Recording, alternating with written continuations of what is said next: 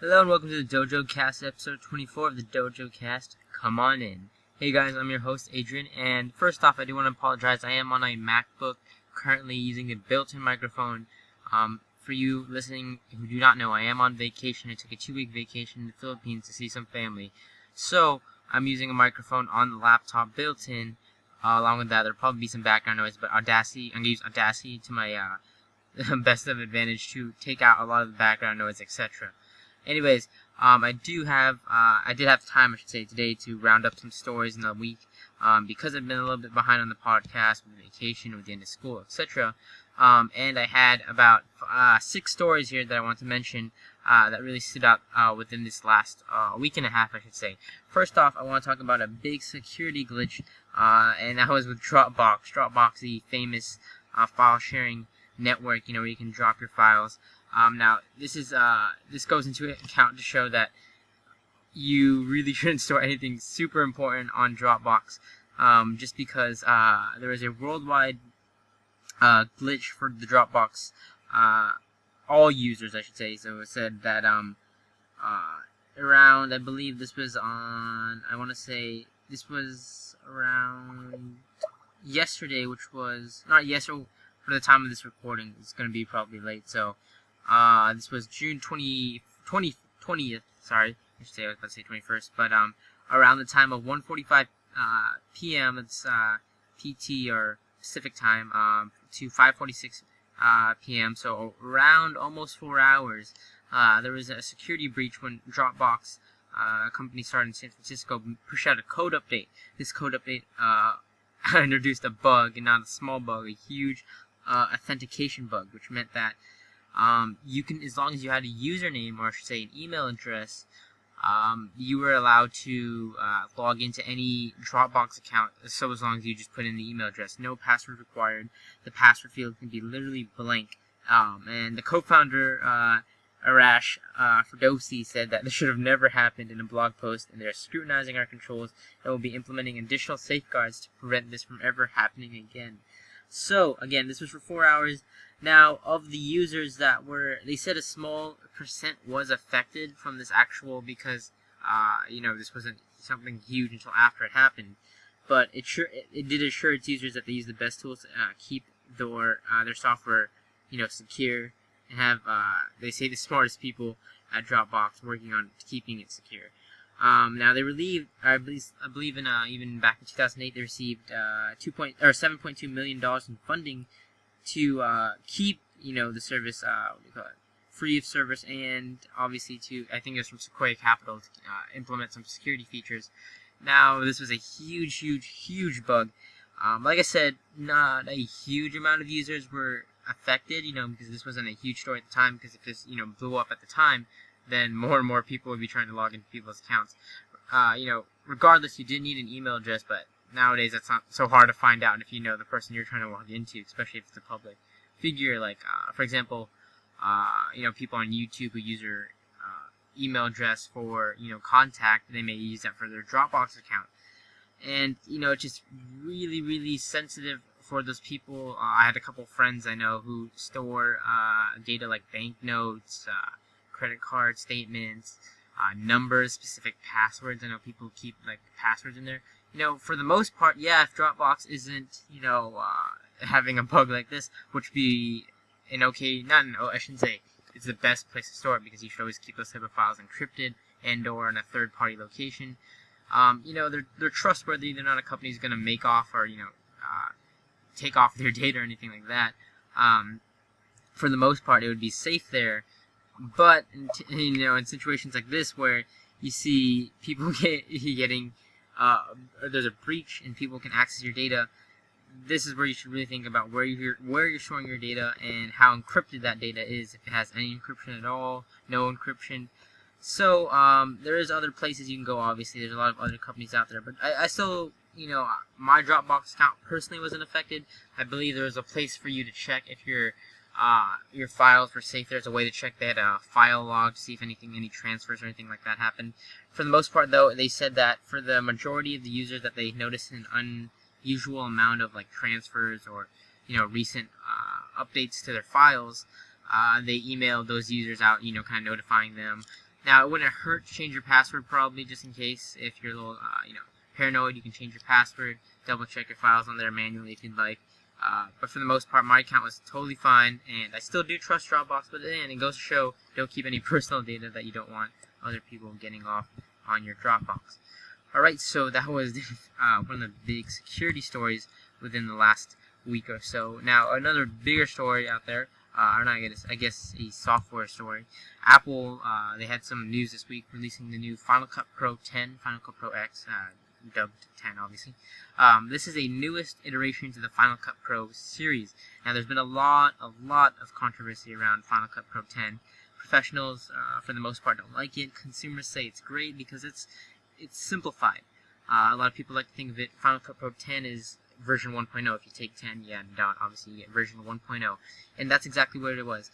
For Apple to get Final Cut to work on this new 64-bit architecture, which they have achieved in Final Cut Pro 10, they had to strip down what Final Cut Pro originally was and rebuild it ground up. Obviously, Apple is known for when an update, instead of gaining things, you more likely lose stuff. Not in a bad way, some people may view it a bad way, but it's more simplified. We've seen this in the laptop models from MacBook Airs to MacBooks, iMacs. They simplify in a way that it makes the product better. Now, for the most part, a lot of people disagree. I should say a lot of people agree, but then I want to say the audience it's geared for disagrees. And Final Cut Pro 10, when you think of that software, that's geared for professionals. Not, I'm not going to argue. A lot of others use it. I know people in my department or people who work on YouTube who use it for their video editing.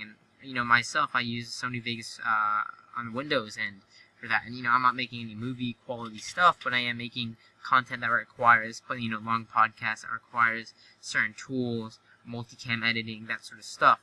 That I can't do in your basic movie maker or other software like Pinnacle out there. Now, regardless, Apple used to supply software known as Final Cut Express, which was a dimmed down version, and again you had iMovie, which is a pretty good basic editor to do a lot of stuff.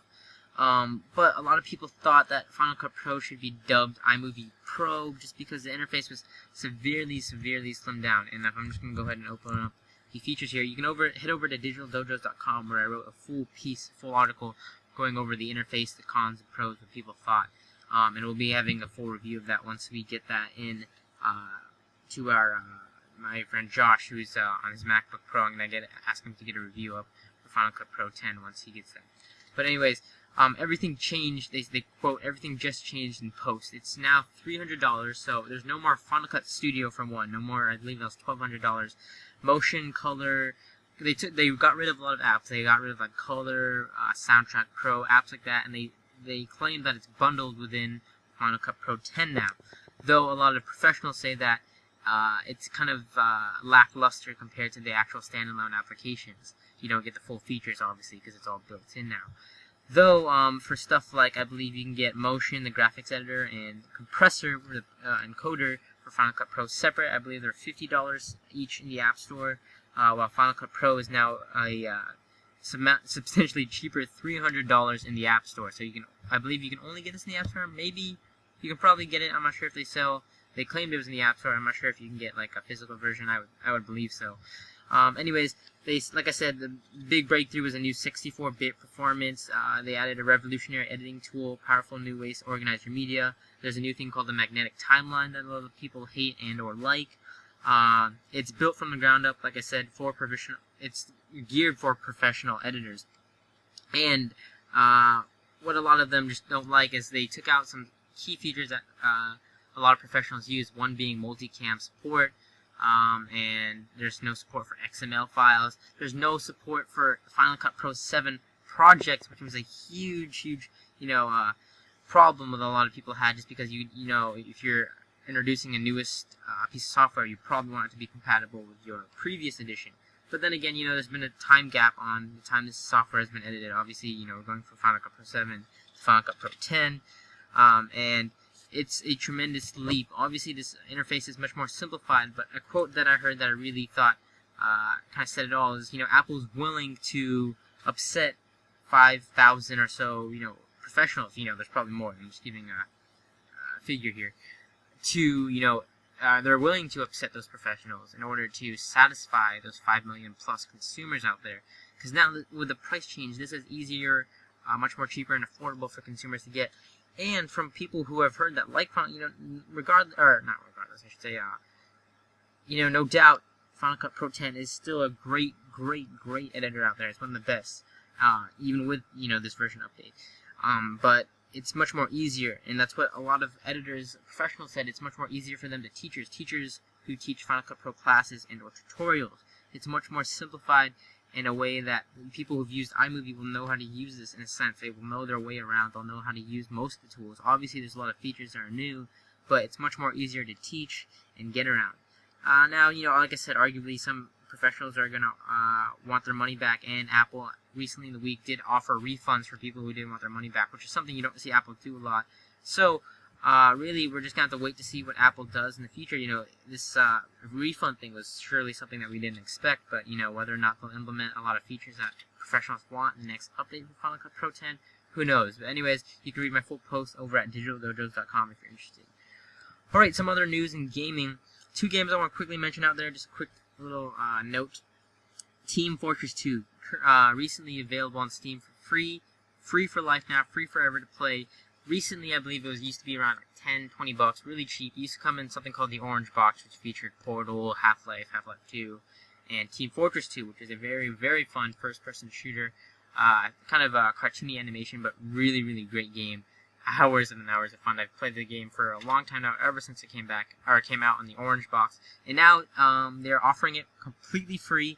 Now, paid users still do get some advantages. You get some backpack space for your items. You get some extra rare items, stuff like that. But for the most part, everything else, to play and get the game is totally free. You can head over to I believe it's teamfortress.com, Team Fortress 2 that is, so you can Google it. Team Fortress 2, totally available, or totally free, available also in Steam, so you can get it in Steam. Along with that, World of Warcraft, the big Blizzard's MMORPG. I used to be a previous player a couple of years back.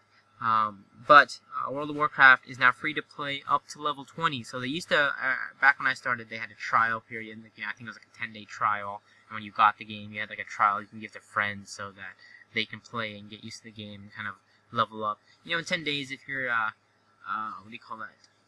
10 days you can get anywhere from, depending on how hardcore of a player you were, anywhere from 1 and, 30, 40 up. Again, depending on how you play, you can get, who knows, if you, power leveled all through the day, or all through the week, and, you could get to a certain, obviously whatever you get in that time period.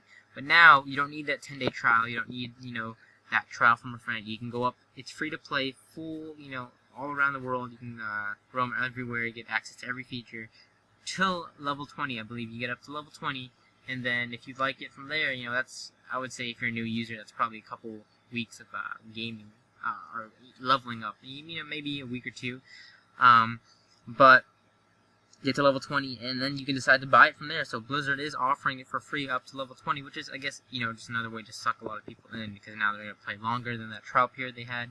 And now they get to get it for free, obviously, and then decide to pay the subscription fee from there, which I think is still around $15 a month, which is kind of pricey. But hey, I'm not gonna argue. I did used to play it myself.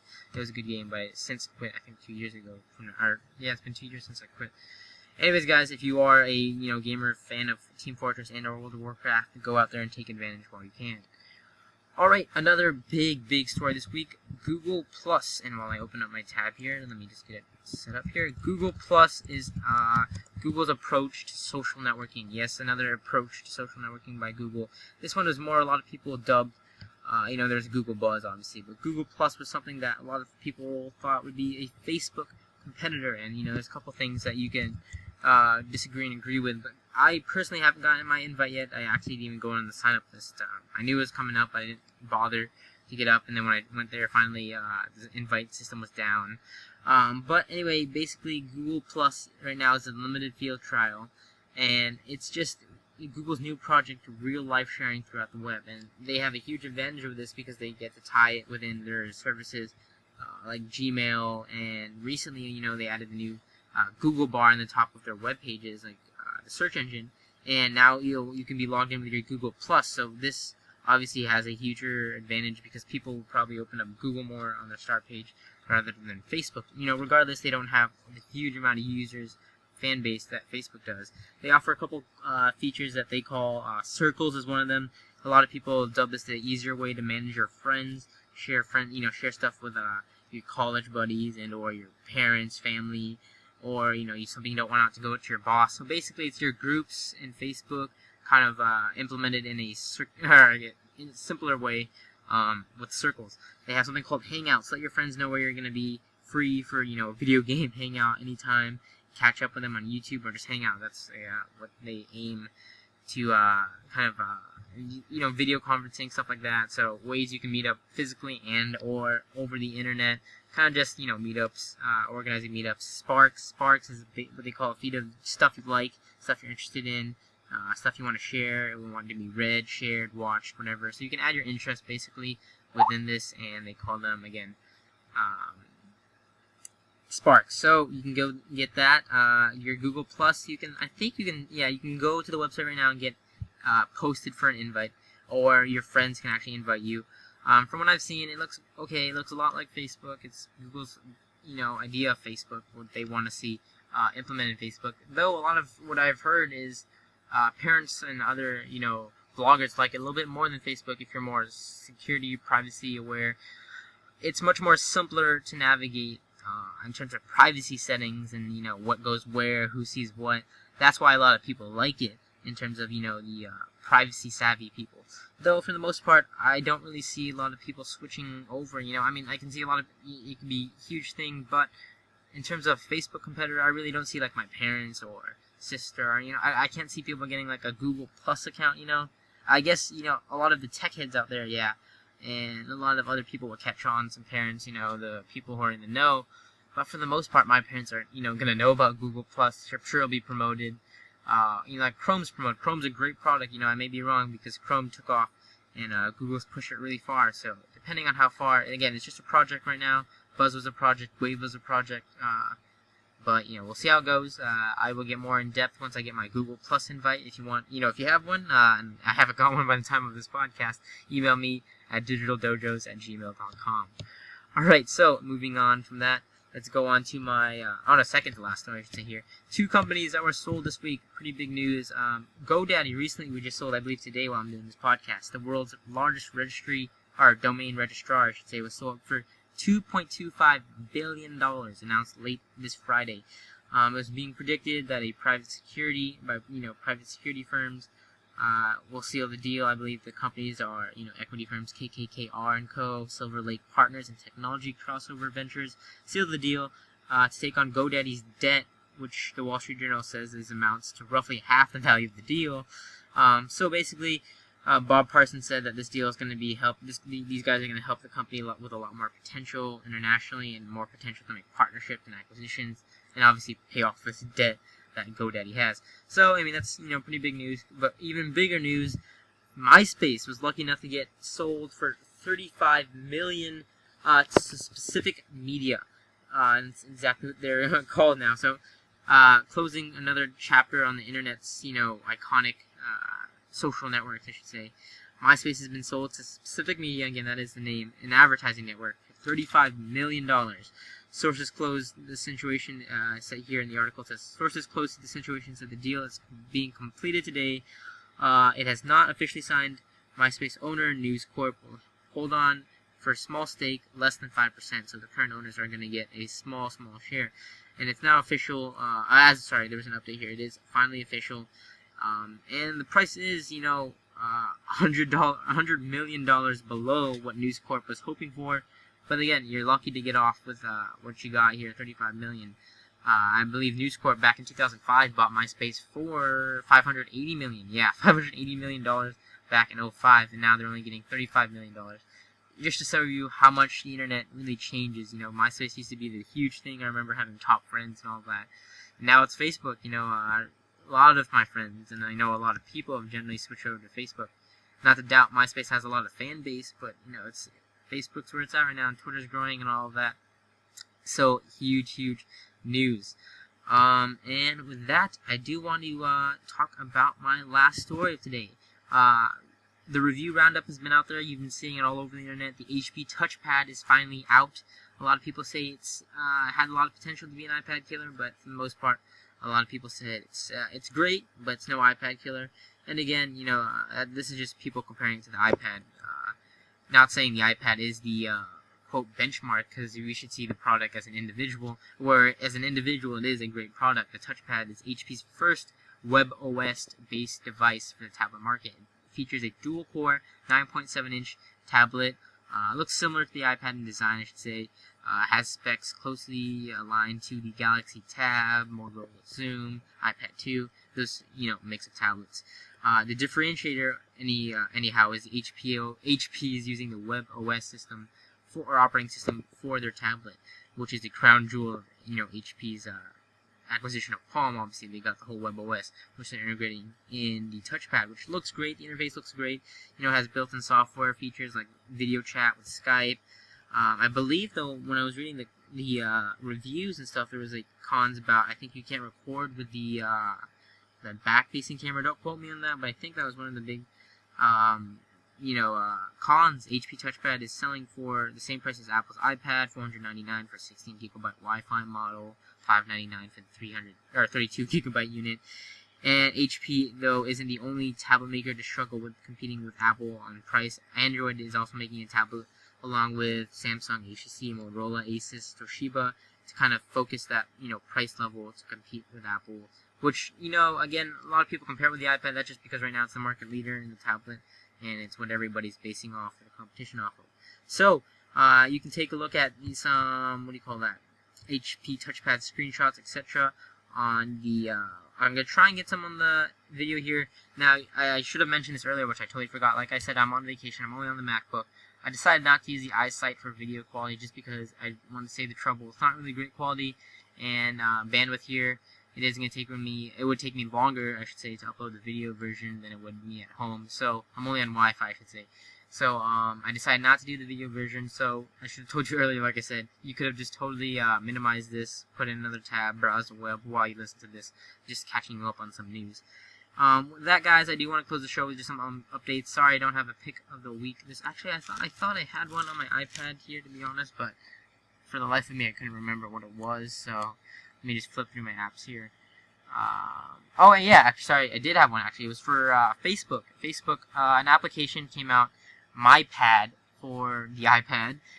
Really, really great way to simply, it's a great way to browse Facebook. It's one of my new favorite applications for the iPad, just because Facebook didn't make their official application for the iPad, and surely MyPad is one of the ways I really, really, really enjoy. It has kind of that, pane interface, the column pane, whatever you want to call it. Easy to navigate through, really simple. I love the way you can do the photos. I believe it was $2 or $3 when I got it. It was just released. Again, MyPad for Facebook.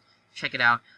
Anyways, back with the updates. Head over to digitaldojos.com. I got a lot of cool blog posts this week. I talked, like I said, about Final Cut Pro 10. We talked about review of the Pogo plug, and some other stuff. Head over to youtube.com/digitaldojos. I'm still going to try and post out videos even though I'm on vacation. I have a new ScreenFlow series of tutorials coming out there, so do check it out, you Mac users. Anyways, guys, thanks a ton for listening to this podcast. I do apologize again for quality, equipment, etc. I'm doing with the best with what I got. And with that, head over to digitaldojos.com again. Check out the videos, comment, rate, and please do subscribe, guys. Like the videos. It only takes a second, and it takes me some time to edit the videos and make them. So please take a second out of your time to thumbs up those videos. Anyways, guys, this has been episode 24 for the DojoCast. Really hope you guys enjoyed, and I will catch you all next week. Thanks for listening.